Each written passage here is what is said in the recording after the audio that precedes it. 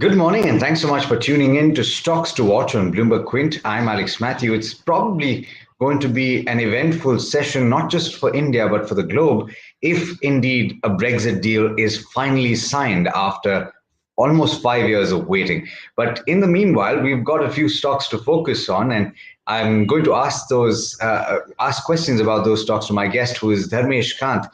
Morning, Dharmesh, and thanks so much for tuning in today and for joining us on this Stocks to Watch.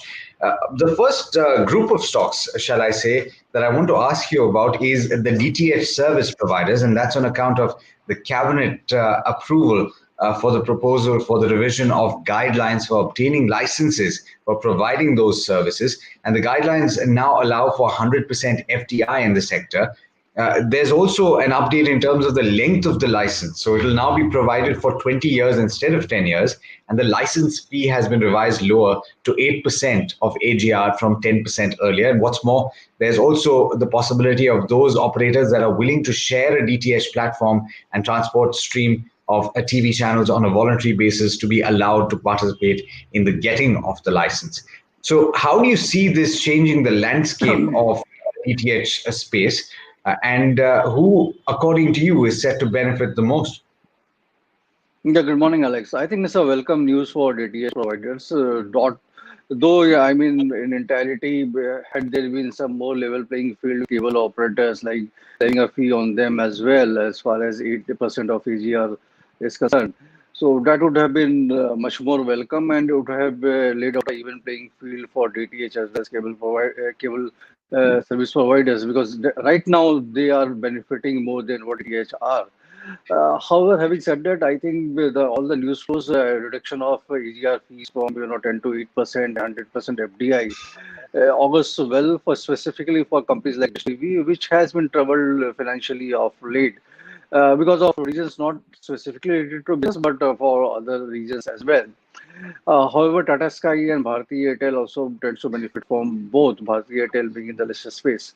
Having regard to all the parameters which are available for them as of now, I think Dish TV tends to gain the most from this entire development because they would be needing equity infusion to boost their balance sheet further. Management has been focused on reducing the debt. And I mean, the first half itself, they had reduced it by 75 crores. Last year, it was 500 crores. So as of now, if you look at EV to EBITDA multiple kind of a scenario, so the enterprise value, if you take all the liabilities into place, because the assets which are there in the balance sheet of this EV are not cash convertible, but cash operating assets are there. So that way around 4.4 times is what they are trading as of now, considering that statutory dues which are fixed in court has to be paid by them as well. So 2,000 crores of EBITDA rate per year, 3 years, the company is likely to be debt free, and post that, around 12 rupees kind of an EPS, cash EPS, the company would be generating. So presently, I think just based on this news flow, it can trade to 22 rupees. That is the book value. But if somebody is willing to hold it for 4 to 5 years, and as you said, the OD players will also be given a chance to DTH, and they will be merging that. So that service will also be available with DTH service providers. So net, I think, I mean, 4 to 5 years, 60, 70 rupees can be the valuation of this TV, just on the assets which are holding, and at the same time, the cash flow which the balance sheet has potential to generate on the present scenario. Any equity is welcome. So for my end, it's a good buy.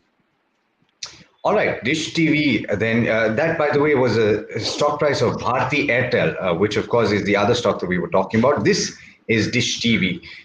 Let's go on to a second stock now. HUL is a stock that we want to talk about, and really, it's a stock for all seasons, right, Dharmesh? But particularly when the times are tough or the times are rough, as they have been over the past month or so, off and on.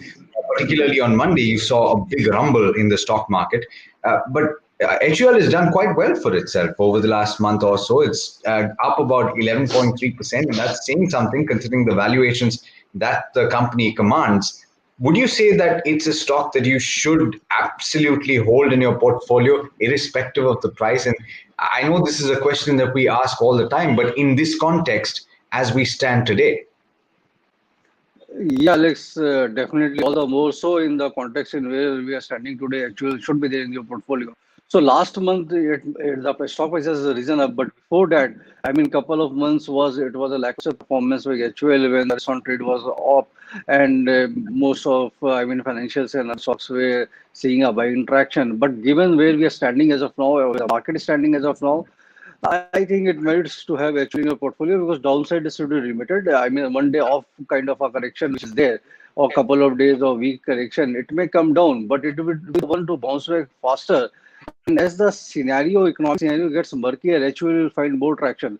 Because in India, one thing is very clear: rural and semi-rural, I mean, the urban, semi-urban areas are the ones who have been protected or are COVID free kind of environment, and there the income level has gone up, and that was reflected in the quarter results of HUL. Going forward, a company which is generating 90 plus kind of an ROE and trading at 75, 76 PE multiple, there is 10-15% more scope for the stock to run up in the very short term. However, from long-term perspective, it's a must in your portfolio because 90% kind of an ROE, hardly any company generates, which is a debt-free, cash-free company.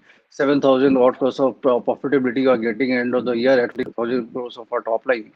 So, I mean, very difficult to go wrong here. I was tempted to ask about the FMCG basket as a whole. In the recent past, Dharmesh, we've spoken about IT as a pack, we've spoken about pharma as a pack in line with the defensives that have been in focus, but I restricted myself to HUL, and now I want to ask you about Tata Consumer Products because it has actually had quite a good month as well. It's gained about 16% in the month, if you look at the last, 30 days or so. And I want to ask about Tata Consumer Products as a part of, again, as a part of your portfolio. Would you bet on this stock from the FMCG pack, or would you go with the leaders? Alex, I'm afraid I would not be, buying Tata Consumer at the current market price because FMCG is a basket looks attractive, but you have to look at the product portfolio as well of all these FMCG companies where they are, which to is they're catering. If it's a day-to-day activity and it's, can be expendable, it's fine. But as far as Tata Consumer is concerned, it's basically a beverage company, tea, coffee, water, and much hype has been made about Starbucks, where the, revenue and bottom line accreditation can be much larger. But I have my own doubts regarding the same because the capex involved and the turnover per table, if you look at revenue wise, is not that great. The type of extrapolation most of the analysts are doing.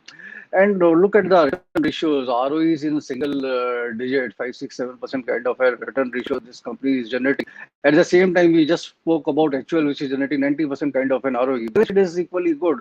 I mean, it's a debt-free kind of a balance sheet. But this is what if you're selling just tea, coffee, and water can do. And none of the tea companies trades at the multiple at which Tata Consumer is trading as of now, 60 plus, whereas most of them are in mid-teens kind of people where they are trading.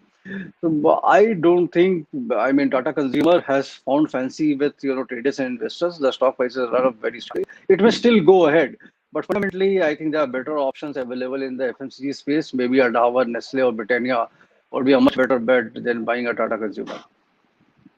Fair point. And with that in mind, according to Dharmesh, I think the word is to take money off the table if you are holding Tata Consumer, Dharmesh, if you might allow me to say that. Thanks so much for joining me on this program. And here's wishing you a very Merry Christmas. Thanks so much for joining me today. Thank you so much, Alex. Merry Christmas to you and all your viewers. Thank you. All right, dear viewers, that's all we have for you in this edition of Stocks to Watch, but clearly there's lots more to watch out for over the course of today. Here's wishing you as well a very Merry Christmas. Do stay tuned over the course of the weekend. We'll bring you lots more on BloombergQuint.com.